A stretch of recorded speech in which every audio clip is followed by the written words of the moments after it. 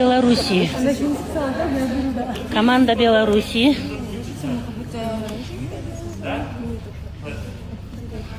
Команда Кыргызстан.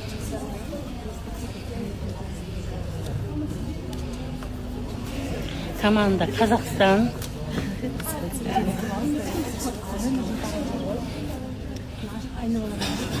Команда Узбекистан. Где Казахстан, Узбекистан араласып кеткенсіңдер. Команда Китай.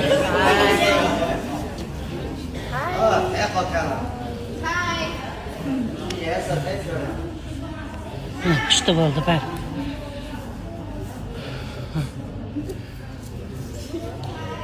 2025 год,